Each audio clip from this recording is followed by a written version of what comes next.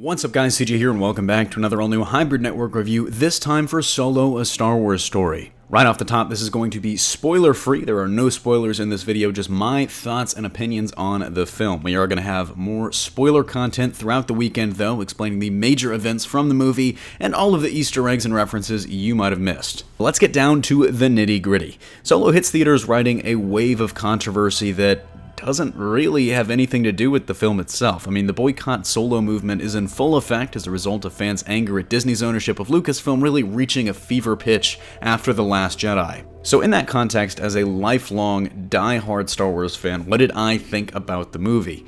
Well, ironically enough, I came away thinking that this is probably the film that the anti-Disney crowd would enjoy the most out of any that the House of Mouse has produced in the last 4 years since it acquired Lucasfilm. This is fun, it's self-contained, it does all of the characters and really the Star Wars universe justice. And there are a ton of Easter eggs and references to things that I, as a fan, never expected to see on screen. As far as story goes, you essentially know what this is. It's the tale of how Han Solo went from petty thief from the streets of Corellia to the gold-hearted scoundrel of the original trilogy and beyond. We get to see several of the major notable events of his life, such as the Kessel Run, but also the people that helped make him the smuggler that he would ultimately become. From Emilia Clarke's Kira to Woody Harrelson's Tobias Beckett, Donald Glover's Lando Calrissian, and Paul Bettany's Dryden Voss, the cast and performances are what really makes the film work. I mean, the chemistry in most cases it's incredible, and it adds, both humor and tension equally where they're needed. Glover's Lando does incredible justice to Billy D. Williams, while also really being decidedly his own version of the character, and he is probably going to be the biggest fan favorite from the film. But honestly, that doesn't really overshadow Alden Ehrenreich's performance as Han. I mean, he walks this incredibly fine line between impression and new, and he really sticks a perfect balance. It feels like a great homage, but he also makes the character his own, while nailing the mannerisms of Ford's version, and ultimately just feeling like a believable younger version of him, which is something that a lot of people were not expecting. Two other quick notes. Emilia Clarke deserves a ton of credit. Personally, I'm not her biggest fan. I mean, I'm a huge Game of Thrones addict, but this might be her best non-Westerosi performance to date. And kind of similarly, Harrelson is just a scene stealer. It's a role that honestly feels like it was written specifically with him in mind.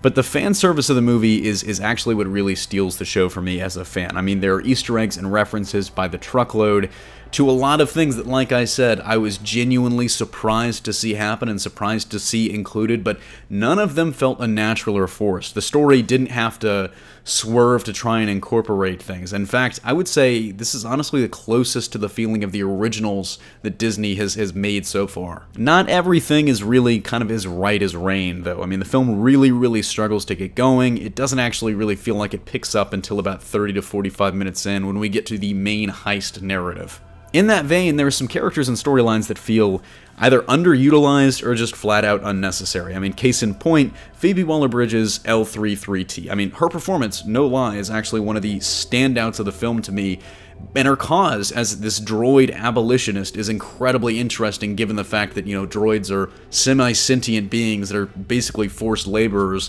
but she ultimately just kind of comes across as like an also-ran in the film. The same can be said about Tandy Newton's Val. She is just too good to be as underutilized as she is. And in the same vein, Enfys Nest and the Cloud Riders are one of the most interesting things in the film, and yet they also kind of feel a little shoehorned in too. At the end of the day, the story is just remarkably self-contained, despite some laying of the groundwork for the future, and that both helps and hurts it. I mean, ultimately, this is just a fun, well-acted blockbuster, but it's also really incredibly low stakes for a Star Wars film. This is, without a doubt, the lowest stakes of any film in the franchise. Overall, I would recommend Solo, a Star Wars Story. I mean, if nothing else, it's just a fun viewing experience. It's a fun blockbuster for the casual audiences, and for the diehards, let me just say this. I come from the same place as you do in terms of loving this franchise. I grew up on this, read the books, played the games. This was my life, and it still is.